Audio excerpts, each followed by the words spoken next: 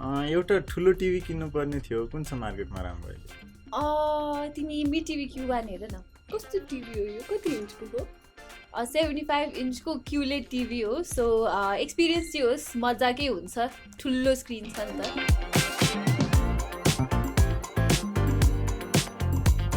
So ठुलो टिभीको experience is definitely something else. नेपालमा पनि पास्ट कपल अफ इयर्सदेखि ठुलो टिभिजहरूको चाहिँ डिमान्ड बढ्दै गएको छ, जसलाई मध्यनजर गर्दै डिफ्रेन्ट ब्रान्ड्सले चाहिँ आफ्नो प्रिमियम सेगमेन्टको ठुलो टिभिजहरू नेपालमा पनि लन्च गरिरहेका छन्।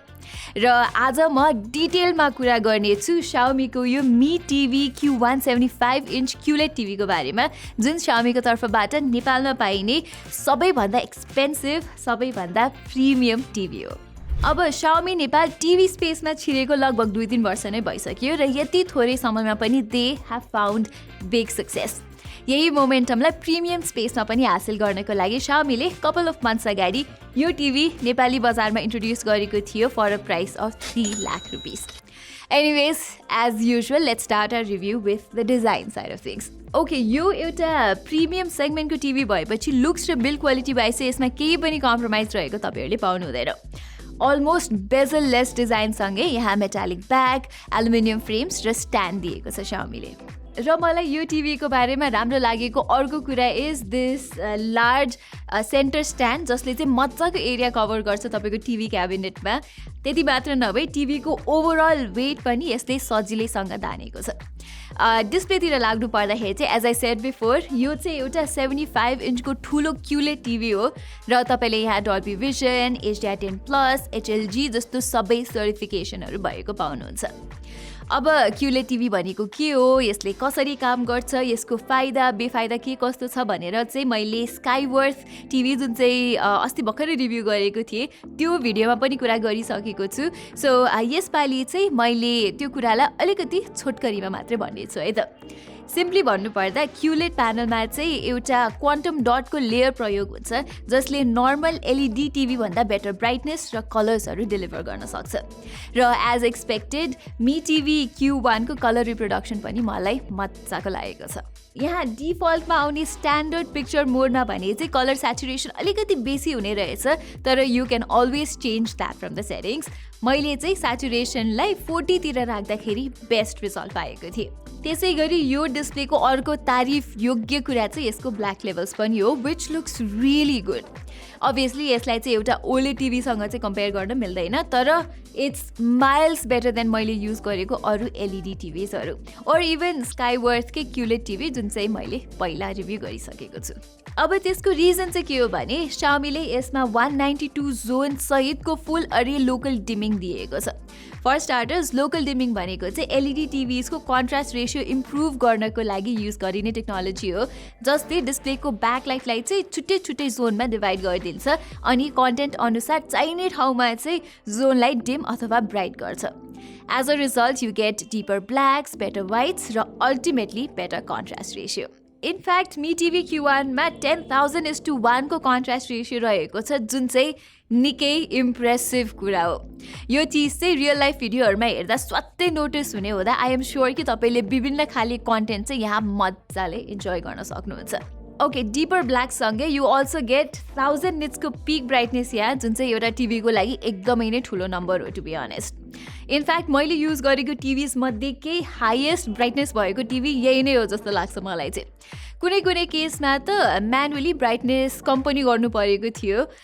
लाइकवाइज यस्तो ब्राइट डिस्प्ले हुनुको बेनिफिट चाहिँ मजाले घाम लाग्ने लिभिङ रुममा पनि रिफ्लेक्सनको खासै समस्याहरू चाहिँ नहुने रहेछ। Alright, moving on, Mi TV Q1 को अर्को हाइलाइट भनेको चाहिँ यसको 120Hz रिफ्रेस रेट हो, तर एक्चुअलमा चाहिँ यो एउटा 60Hz प्यानल मात्रै हो है, as you can see. So यस्तो simulated 120Hz refresh rate achieve गर्न चाहिँ यहाँ MEMC भन्ने टेक्नोलोजी युज भएको छ, जसले भिडियोको ओरिजिनल फ्रेम्सको बिचमा आर्टिफिसियल फ्रेम्स थपेर कन्टेन्टलाई अझै स्मुथ देखाइदिन्छ। यो कुरा चाहिँ स्पेसली स्पोर्ट्स अथवा अरू फास्ट पेस कन्टेन्ट हेर्दा चाहिँ काम लाग्ने कुरा हो and I found it to be working perfectly fine तर यस्तो एमएएमसी फिचर अरू टिभिजमा पनि सजिलै पाइन्छ आजकल सो मेरो कन्सर्न चाहिँ यहाँ के छ भने 120 हर्ट्ज रिफ्रेस रेट नै भनेर मार्केटिङ गर्दाखेरि चाहिँ it can be quite misleading to the customers अनि this might also be the reason why यसमा चाहिँ HDMI 2.1 पोर्ट हुँदै पनि 4K 120 हर्ट्ज इनपुट सपोर्ट चाहिँ छैन अनि Mi TV Q1 मा EARC सपोर्ट चाहिँ छ है फेरि साउन्ड बारहरू कनेक्ट गर्नको लागि र अरू पोर्ट अप्सन्समा पनि कम्प्रोमाइज गरेको चाहिँ यहाँ Xiaomi ले छैन एनिवे HDR10+ र Dolby Vision सपोर्ट भएकोले मैले यो स्ट्यान्डर्ड सपोर्ट गर्ने कन्टेन्टहरू पनि टन्नै हेरेँ यो टिभीमा अनि मैले के नोटिस गरेँ भन्दा यो टिभीमा HDR भिडियोज चाहिँ राम्रैसँग प्ले भए तापनि Dolby Vision कन्टेन्टमा भने अलिकति इस्यु रहेछ for some reason Dolby Vision वाला भिडियोजहरूमा चाहिँ कस्तो फगी टाइपको इफेक्ट आउँछ जसले गर्दा कन्टेन्टको ओभरअल कलर रिप्रोडक्सन नै अफेक्ट भएको चाहिँ फिल हुन्छ कि यो अब डार्क एम्बियन्स भएको कन्टेन्ट हेर्दा चाहिँ मोस्ट नोटिसेबल हुन्छ लाइक अब नेटफ्लिक्समा भएको आर्केन भन्ने सिरिजहरू हेर्दा चाहिँ तपाईँले मजाले नोटिस गर्न सक्नुहुन्छ सो आई होप कि Xiaomi ले अपडेटको मार्फतबाट यो इस्युलाई चाहिँ छिट्टै नै फिक्स गरोस्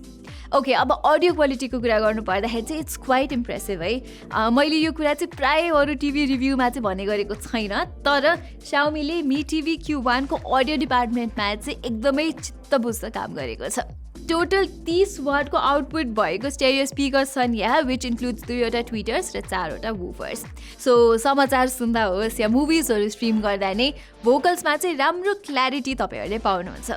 त्यस्तै गरी अलिकति पपिङ टाइपको गीत सुन्दाखेरि पनि मलाई यसको बेस रेस्पोन्स चाहिँ ठिकै लाग्यो जे हो स्मल टु मिडियम साइजको लिभिङ रुमको लागि चाहिँ डेडिकेटेड साउन्ड बार नै चाहिँ तपाईँहरूले यो टिभी किनेपछि किनिराख्नु पर्दैन ओके अब कुरा मोडो पर्फर्मेन्सतिर र this is one of those areas जहाँ चाहिँ मैले प्रायः ब्रान्ड्सहरूले चाहिँ कम्प्रोमाइज गरेको पाएको छु लाइक मैले अघि भनेको स्काइवर्थको QLED टिभीमा पनि UI ल्याग हुने जस्तो समस्या थियो भने इट्स द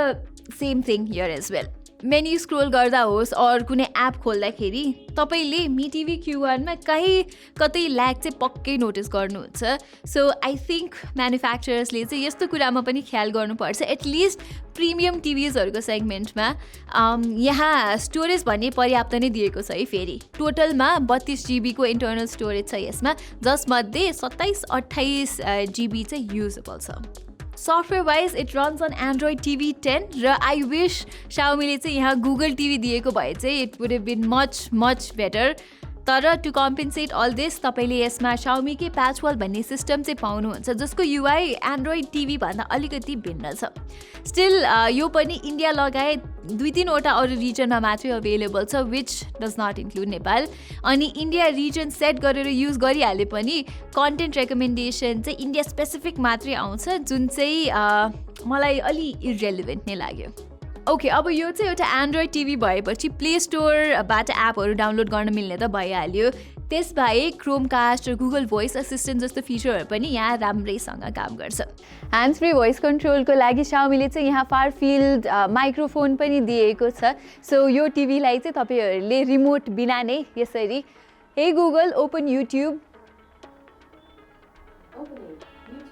यसरी भोइस कमान्ड दिएर चाहिँ तपाईँले यसलाई अपरेट गर्न सक्नुहुन्छ तर स्याडली Xiaomi को यो रिमोट चाहिँ इट्स नट भेरी ग्रेट यसको डिजाइन चाहिँ हेर्दाखेरि भद्दा अथवा ओल्ड स्कुल चाहिँ पक्कै पनि छैन तर आई फिल कि यहाँ बटन चोइसेसहरू चाहिँ एकदमै नै लिमिटेड छ लाइक मुभी हेर्दै गर्दा यसो पिक्चर सेटिङ्स चेन्ज गर्नु परिहाल्यो भने होम पेजमा फिर्ता गएर सेटिङ्समा जानुपर्छ विच इज क्वाइट अनोइङ अब यो चाहिँ Mi TV Q1 मा मात्रै होइन यो इस्यु चाहिँ Xiaomi को प्रायः सबै टिभिजहरू तपाईँहरूले भेटाउनुहुन्छ सो आई होप कि this improves with the next generation okay अब चाहिँ हामी यो भिडियोको अन्त्यमा आइसकेका छौँ र समग्रमा भन्नुपर्दा Xiaomi को यो प्रिमियम 75 इन्चको QLED TV को पिक्चर क्वालिटीदेखि लिएर यसको अडियो क्वालिटी र ओभरअल बिल्ड चाहिँ राम्रै लाग्यो मलाई अलिकति पर्फर्मेन्स सफ्टवेयर र रिमोट एस्पेक्ट चाहिँ अलिकति बेटर भएको भए युजर एक्सपिरियन्स अझै बेटर हुन्थ्यो होला है फेरि अनि मेबी कम्पिटिसनलाई मध्यनजर गर्दै Mi TV Q1 को नेपाली बजारमा प्राइस पनि थप कम्पिटिटिभ भइदिएको भए चाहिँ बेस्ट नै हुन्थ्यो तर ओभरअल 3 लाख रुपियाँमा this is still a very good value.